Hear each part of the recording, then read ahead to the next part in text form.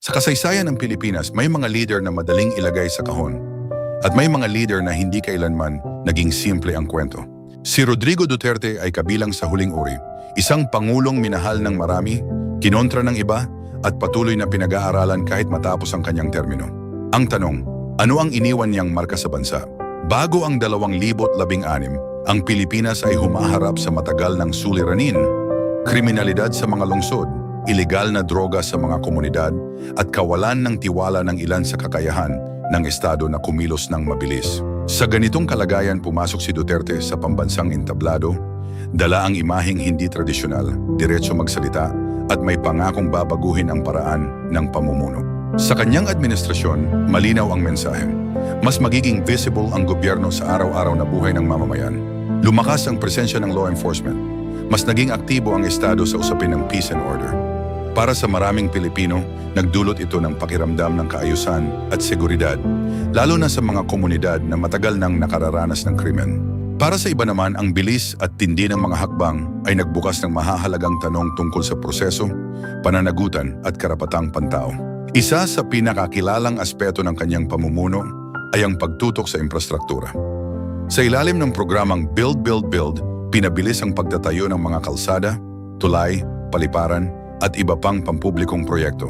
Layunin nitong hindi lamang pagandahin ang pisikal na anyo ng bansa, kundi pasiglahin ang ekonomiya at ikonekta ang mga rehiyon. Ang mga proyektong ito ay nakita ng ilan bilang pundasyon ng pangmatagalang pag-unlad, habang ang iba ay nagbigay diin sa pangangailangan ng transparency at sustainability. Sa larangan ng ugnayang panlabas, pinili ni Duterte ang mas independent na tindig. Binuksan niya ang Pilipinas sa mas malawak na diplomatikong espasyo, pinananatili ang ugnayan sa mga tradisyonal na kaalyado, habang pinalalakas din ang relasyon sa ibang global powers. Para sa kanyang mga taga-suporta, ito ay simbolo ng soberanya. Para sa kanyang mga kritiko, isa itong estratehiyang dapat suriin ng mas malalim. Hindi maihihiwalay sa kanyang pamumuno ang kontrobersya. Mula sa matitinding pahayag hanggang sa mga patakarang nagdulot ng debate, ang Administrasyong Duterte ay naging sentro ng lokal at internasyonal na diskurso. Ngunit sa dokumentaryo ng kasaysayan, ang mga ganitong yugto ay hindi lamang hinuhusgahan, pinag-aaralan. Ano ang epekto? Ano ang natutunan?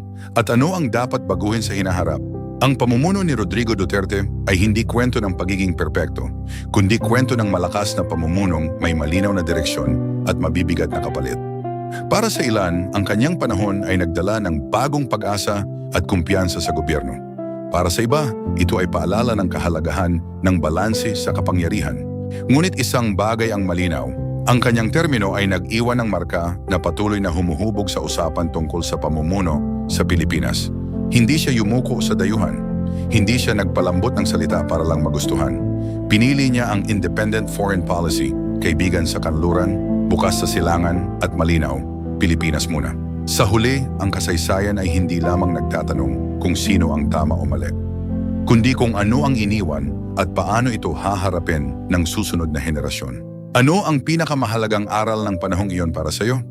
Kung nagustuhan mo ang videong ito, paki-like and share naman at huwag mo ring kalimutang mag-follow para sa kapapanabik pa ng mga topic pampolitika.